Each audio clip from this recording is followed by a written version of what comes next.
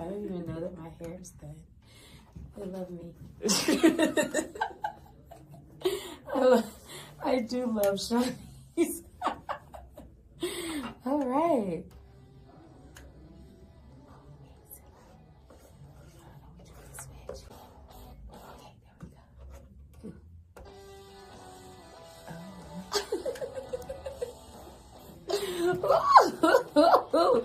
Welcome to another episode of the Unnamed Podcast. We just keep recording. We have no idea what we're calling this thing yet. We're still working on names, but for today's Unnamed Podcast, we're gonna call it the Nisi Vision Podcast. Are you okay with that? That's what I was thinking. Yeah, you want to be on the Nisi Vision Podcast? I think that's it. Let's get you introduced as being like one of our celebrity guests. You're only a celebrity in the ecosystem that made you popular. And I think you're very popular. I've seen you in one of the most popular places on earth. Yeah, Inspired.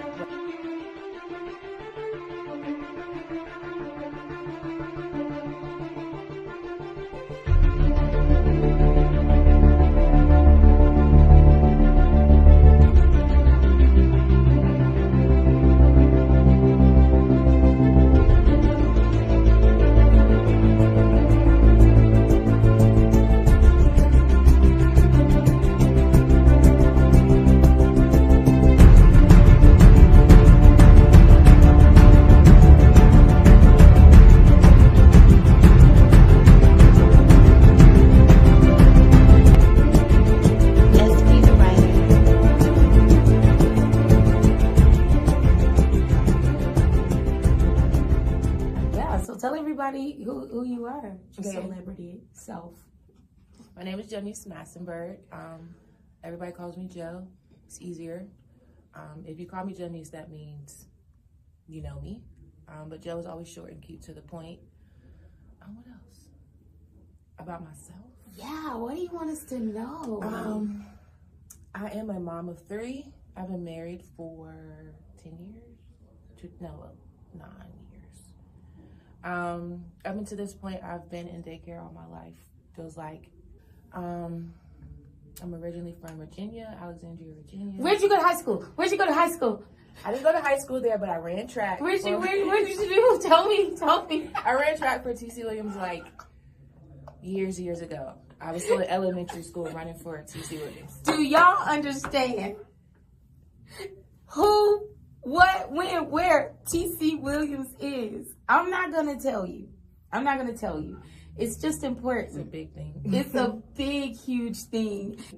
Your mid-20s watching T.C. Williams like 4 times a day. Yeah, that's how often I had to replay my connection to T.C. Williams because I had a 4-year-old. You loved it. Yeah, I have a 4-year-old that is now 25, and his love of football, JoJo, has created this love of kids, right? He has a 7-on-7 league. Come on, Caleb. Go! Let's go! Make that play.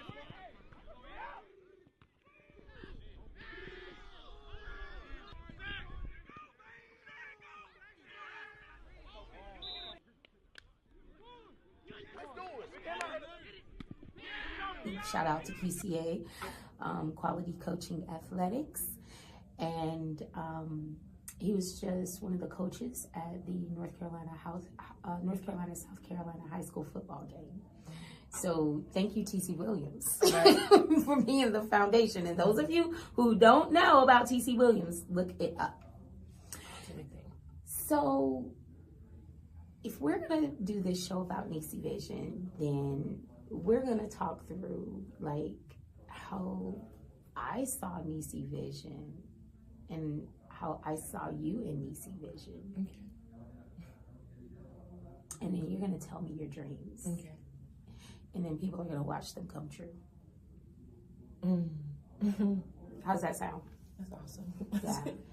So for a long time, JoJo, I was in a job I didn't want to be in. I didn't want to work at a bank. I'm sorry. I didn't. I was good at it though. Oh, I was good at it. And I enjoyed helping people. And I was appreciated, and I would stay at a bank until I wasn't. And then I just go to work at another bank. And this last time, I wasn't appreciated. And I knew my industry changed.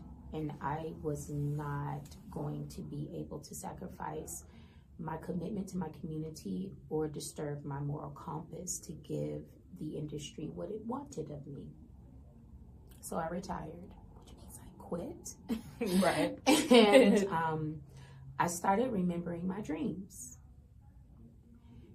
And one of my dreams was to be a talk show host. You can see that. Yeah, I went on Oprah. I was 12. I tell everybody. I hope she sees it. Every show I mention it. And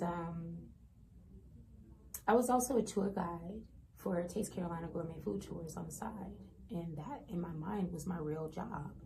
And one day my son said, Mommy, why don't you just do food tours full time, since you really actually make more money doing that?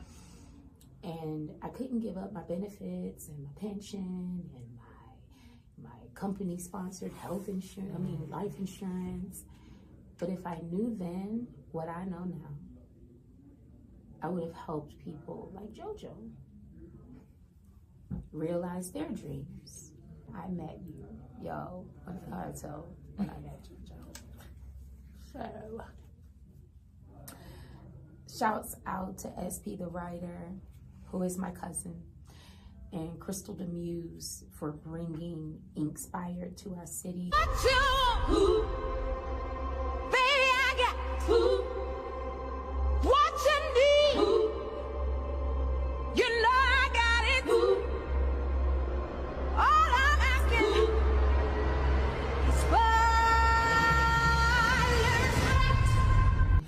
There was a lot of work that went into that night. Yeah. And it was just for a 3-hour show. And when I tell you, I had an assignment, and when I arrived on scene, I'm just there. I'm literally like this volunteer that inserted themselves into the experience. And then I meet JoJo, who has been a part of the experience, not only this run, but the last show. And I had gotten an assignment to set the place settings on the table. And JoJo, you totally were not getting anything else. No, not one bit. Not one bit. Did not see it. But I didn't have time. Did not see it. What made you trust that it was going to get done, though? Because there had to be a certain level of trust for you not to take over and make it make sense to you.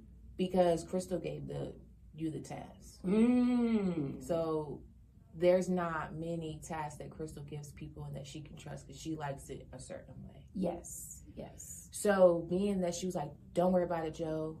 Niecy's going to do it. Okay. I had already done it. First of all, I had already done it, printed out, had everything laid out. But she was like, no, we're going to scrap shit. Niecy had this brilliant idea. We're going to make these teepees. Okay. What you need me to do? So we get there, you have these teepees. But for me, what I knew was there were certain people that had to sit at a certain table and had to sit in a certain place in those tables. So you come and you're like, put this over there. And I was like, okay, y'all figure it out.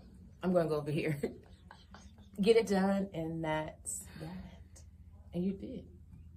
You were willing to say, there's a higher authority than both of us that has given very clear directives. That's when I fell in love with you. I said, oh, what the hell? An authority figure that does not have to micromanage everything. No, I wasn't impressed that you didn't micromanage me. I was impressed that you were keeping your sanity. Yeah. It was about you. If it was messed up, that was going to be between me and Crystal. Right. Because she gave you the task. She said, X you, Joe. She got it. Cool. Because if it don't turn out right, it ain't gonna fall. She know who did it. She did these things. We put them on the table. I was like, in that moment, fascinated with you. I was like, who is this? So that was not our only interaction in the night. Mm-mm. The next interaction was I had this stack of papers. Yeah, the papers. Yeah, the cue cards. Yes, and I knew there was going to come a moment when I was going to have to turn these papers over. Mm-hmm. Now, what you don't know is this. I was afraid. Oh, no. I was like, no, this was my task. Like, this isn't a surprise. I know this is my task, and I know at some point you're coming to check me out. And then you did. And you were with Crystal. So I had both of the authority figures looking at me going. Because she's whispering in my ear. Mm. So she's whispering to me she needs something. Mm. So I don't have it. Mm-mm. That wasn't my task. I got to find the person that has the papers. Mm-hmm. So I turn around and you're literally, I think you're standing right there with the papers. I don't think I turned far. You didn't have to. Nope, you was right there with the papers. And I'm like, are those it? Okay, I need those. Thank you. I don't think she said thank you. I don't even know. In my mind, I probably did. In my mind, I was very thankful. I was very thankful. So what y'all gotta understand is I love the movies and I don't watch enough movies, but the ones I've watched, boy, I tell you, this is another movie reference. But I'm gonna tell you this movie, The Devil Wears Prada. Did you have on any Prada that night? No, I didn't. You should have. We have one product. I knew from our first interaction that you could make executive decisions, mm-hmm. and they weren't going to interfere with the flow of anybody's experience. Mm-hmm. And believe it or not, those are the kinds of things that keep people sane in real life. Someone who can pick, choose, and refuse. Mm-hmm. My grandmother, that's her favorite phrase. It's on her obituary. So we were kind of debriefing the night, and I remember going, yes, I gave you those papers, and I was like, whoa, it's a lot going on, but they're there. And I was like, I didn't even need any praise. And you were like, yeah, sis, I needed those papers. And it just made me feel so good to be in the frame of mind that I can just do my job, that there's no fanfare behind being on a team, that the end product is the praise. To know that everybody got what they needed. Mm-hmm. When you looked at me and you said, that was your thank you. And I really appreciate you for trusting me that night, for being kind. You were firm, but absolutely in no way did I ever feel that you were obnoxious or, like your whole demeanor and temperament to everyone, because I watched you all night long. I was like wanting to follow you around. I was like, must be more like this when in charge. It was, and the third thing that happened, I wonder, go ahead. Someone showed up with some pliers, and I got my afro and sequins dress with a split and my fur. Yeah. I had this little fur over my shoulder, like furs. And they're like, sorry we're late, but these are supposed to be on the chairs. And my first inclination was to put them on the chairs, but then I kept thinking, wait, this isn't your show, first of all. You don't even know if this is right. The second thing I thought was, you're not handing out anything in that dress. You're not. So what do? I went to one of the hostesses and I said, hey, explain what happened. And she goes, let me ask JoJo. And I was like, didn't I think of that? I've been looking for her. No, you don't go ask her. I'll find her myself. What I was thinking. And before I knew it, they had taken the things from me. Later in the night, one of the ladies found me, and she was like, where are the leftover ones? And I was like, it's my chance. JoJo! JoJo! And I said, hey, they're looking for the rest of those. You go, they've all been put on the chairs. Yeah. And I said, okay. That's it. We put them out. There's no extra. There's no extra. They are on the chairs, gone with the people that sat in those chairs. No, it's out of my hands. Sorry. I did my job. Hand them out. That's it. Because people are going to come back multiple times trying to figure everything out, and some things have just already passed by that it's already done. It's the end of the night. They're gone. So that was me in that moment. I can break that down. So when we talked, it was so weird because you were like, I didn't know who you were. I was like, who am I?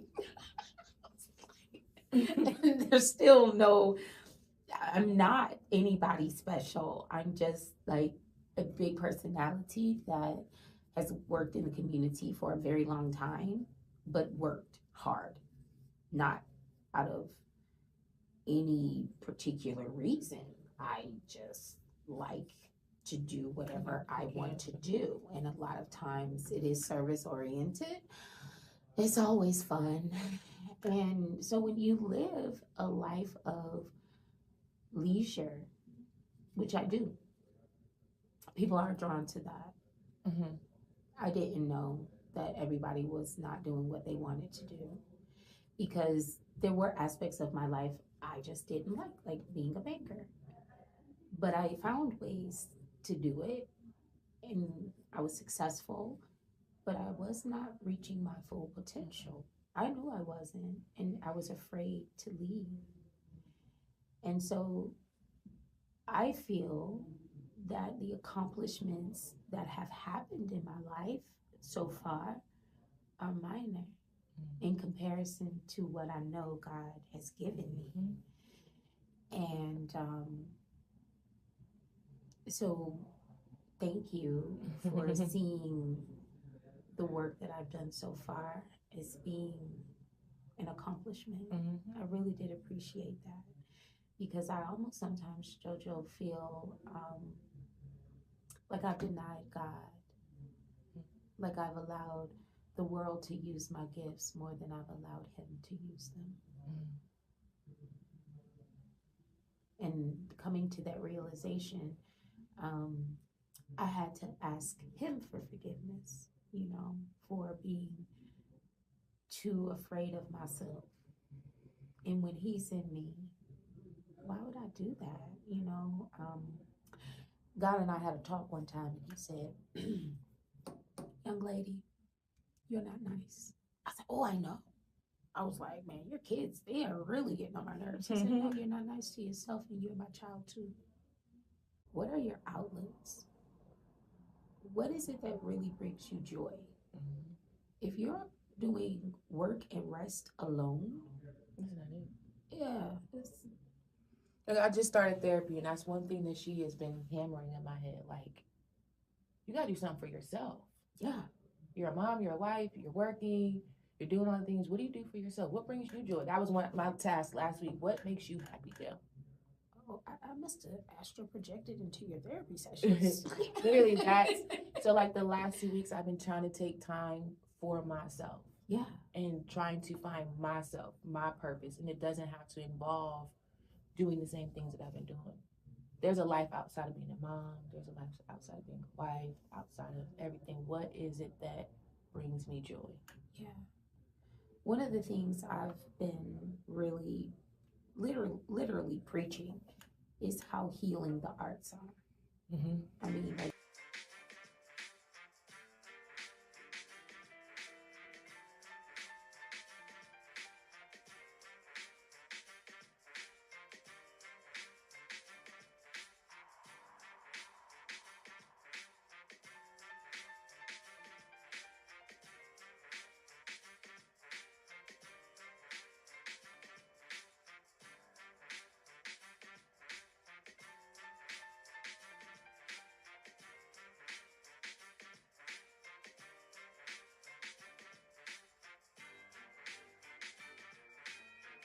YMCA, you know. And I'm going, what are their outlets? How many other people are going, I don't know what to do with myself? Mm-hmm. Yeah. I don't know what to do by myself. I don't know what to do with integrating into spaces. And one of the hardest things for me right now is making friends. I don't even know the last time I made a friend. But you know a lot of people. But I don't have a lot of friends. That's big though. You know all these people, but you don't have a lot of friends. No. And my friends know who they are, and we talk, but not often. You know, there are maybe 5 people that I talk to on a daily basis, and I've been noticing that even my definition of what friends are has changed. Mm-hmm. You know, the days of going on shopping trips, for example, don't exist for me because financially I've adjusted the way I spend money. So that's why I don't have any shopping buddies. I walk 10,000 steps a day in downtown. So I don't have any workout buddies. You know, I'm going, what's the common thread? And there's one thing, honestly, JoJo, I could take this podcast and I could put it in the trash. I could take Nisi Vision and I could put it on the shelf. I want to be a mom. I want to be a wife.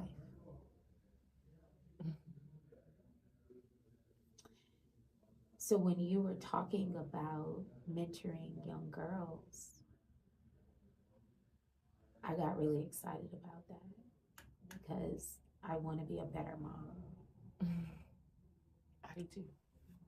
It's hard when you know a lot of people and they know you in the vein they know you.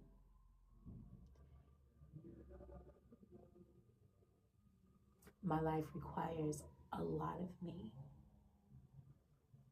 Someone said to me, they said, I've never met anybody like you. You're in so many ecosystems, but you're at the top of the food chain.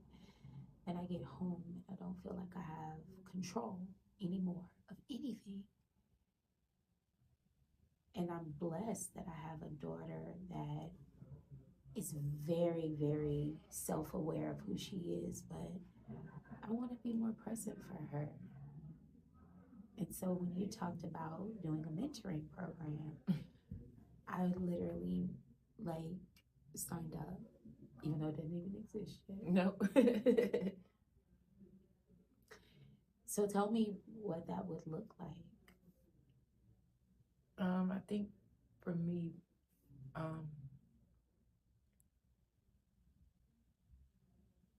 my mom wasn't there. She was there, but her having a choice overtook being a mom.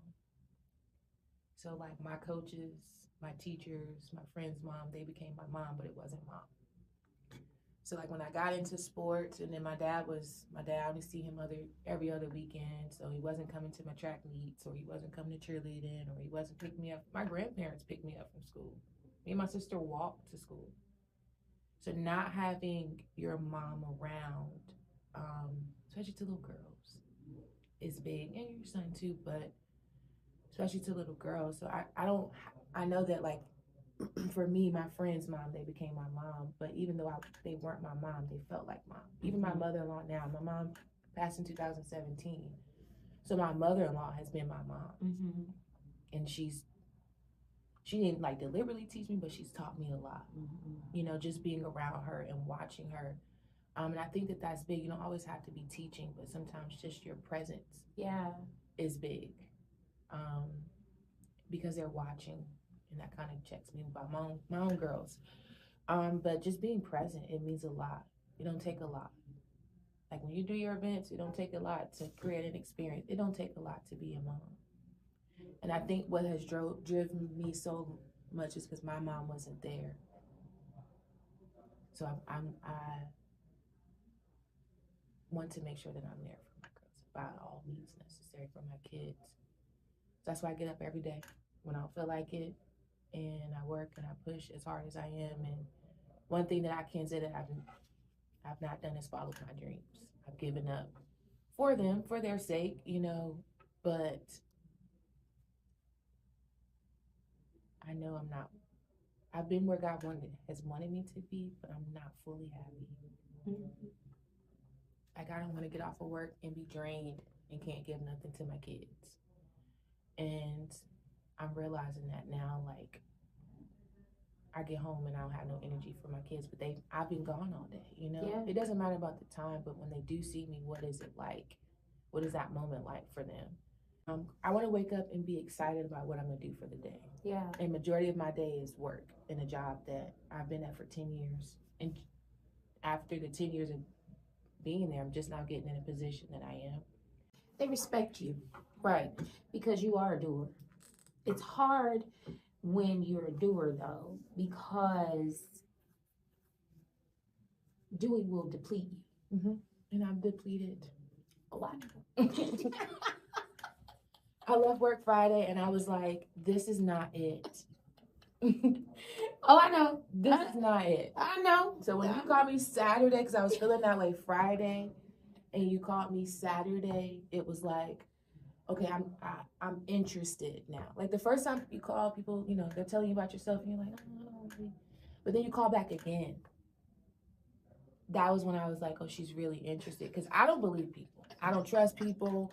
A lot of people say, and I'm not saying that you did by all means, but people like to just talk. I talk a lot. And people just like to talk and they sell you these visions and these dreams. But where I'm at, it's not that I want to hop on anybody's coattail, but show me the way. Yeah. You know what I mean? Show me the way. Put me in front of the people. And I did in life insurance for a year. And the way you have to do it, you got to go out in the community and you got to sell insurance, meet families. I was like, I can't do that. I'm working 7 to 3. I can't do that. But if you put me in front of the people, I'm going to sell the product. Yeah, yeah. And what's so cool is I quit my job to do Nisi Vision. But Nisi Vision wasn't about Nisi. It was my vision for how do I help people. That's really it. Like serving is I can serve. And that comes, and that's what Inspired felt like me. I was serving. Yeah. What happens when you plan the experience, JoJo? What's that going to be like? You know why I asked that? Because that's what we're supposed to be talking about. Mm-hmm. No, it's going to be dope. It's going to be dope. I don't know what it fully looks like, but I can feel what it feels like. Yeah. To get back to something that's my foundation. That was my outlet. When things are going crazy at home, I get on the field and then I'll just leave it on the field, really. Like, I'm a natural runner. Like, I like to run away from my problems, but that's why I like to run track, because you can't run away from your problems, but I can run this 100-meter dash. I can run this 200-meter dash. I can run this 4x1. I can do that. And I was fast. It wasn't like I was doing this and it was in the 4x4, right? You're either first leg, the most important leg, I feel like, our first leg and the fourth leg. It's how we start off, it's how we're going to finish. Right. And I ran both positions. I've always liked to finish, because you get people see you finish. Yes. But that how you started off, and I when my coach moved me from fourth leg to first, I was upset, and she put this other girl, but to be honest, the other girl was faster than me. Mm. But I was also fast too. But how we started, that second and third leg, they were fast, but you just need them to, because it's quick. Second and third is quick. So, I can't lost my train of thought. Either out, that was where it started for me. That in between cheerleading, but I think track is really where it's at for me. And I remember my middle school coach, Ms. Nesbitt. She's this older black lady, and she ain't played no cut cards with us. It be in the middle of the summer, we be out there running. Do it again. I ran so hard one day that I threw up. I was like, oh, that's how I knew that she worked us. But she She had a small team, wasn't a lot of us, but she saw something in all of us, and she worked us and she trained us, but she also mentored us. Yes, the mentorship. She's one of those people that stick out in my life. Older Black woman, because I remember I didn't have my mom. What would your mentorship look like, JoJo? I'm big on encouragement. Push me. We take discipline as something like negative, but we don't realize as people how much we need discipline. All across the board. That order, right? Yeah, she was very structured. We even when she wasn't there, because sometimes she would arrive to practice late. But she had got us trained so well that it didn't matter if she was not in the gym. I think she purposely came late just to see what we would do when she wasn't there. Mm-hmm. Somebody that's gonna instill that in me. That even when you're not around, I can count on you to do the right thing, because we had that trust in her. So that, I think, building trust, discipline, being able to encourage, but the biggest thing is always have fun. Ooh, we lose that in mothering. Have fun. I definitely went through a phase of every conversation was a lecture. And I was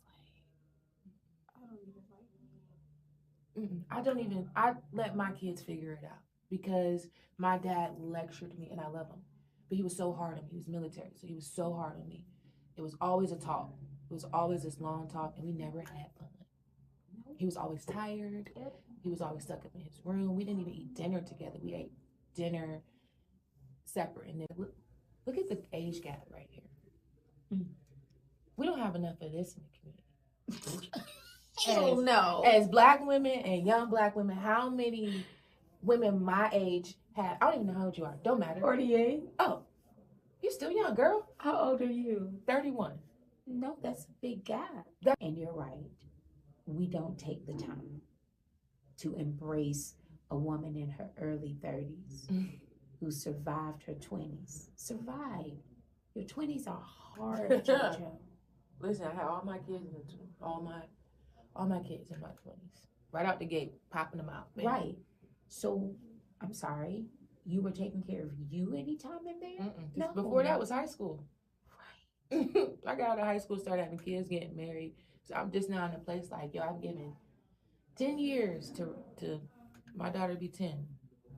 So it is important that I remember when I was 30. It was hard to still be youthful and have all of these very adult responsibilities. Since I've literally just stopped seeking companionship, I have so much time for myself. It feels right. And then all of a sudden, what happens? Hey, shawty. They come lurking out the bushes. Yeah. Just thinking about you. You know, and I'm like, thank you for the positive energy. Thank you. And I know that's what it is. I'm in a very good headspace, and I'm going to be very honest when I say this. I enjoy when people can feel my positive vibe. I feel better about my life, and I'm less concerned about my future. That's where I am right now, JoJo. That's a big space to be, especially for me as a person who worries so much about her future and always is worried about her future. So to be in a place where I'm like just taking it a day at a time and enjoying me, loving me, because like I've never loved me, never was taught to love me. So to be surrounded around people who are doing that and pouring in me to do that is so much more motivating than it's ever been. And it's fun. I said that to somebody. I go, my life is so fun. And she was like, I want to get there, DC. I'd like to talk about a mentoring experience. It just came to me. I remember I would pick up this little girl every Thursday, She was a little girl, her dad was raising her. So I related to her so much. And I stopped doing it, but I wonder how that made her feel. But I would just pick her up and we'll stop at Sheets. We used to get something from Sheets and we'll normally go back to her house. We would play at the playground. But it just is starting to come to me. There are a lot of dads who are raising their daughters and they don't have a woman around. And then you grow up to be like me, who are super straightforward. But I would love to, there are a lot of little girls out there, a lot of kids really that need like a big sister. Yeah. Or an auntie. Or mommy, whatever. We embrace all that. We are mommy, we're auntie, we be big sis, we are all of those things as women. And for each kid, somebody needs something. Yeah. A 15-year-old may need just a bigger sister that is, and I have a little sister, that is a positive, influence in her life. There's a story for me, but just having a positive outlet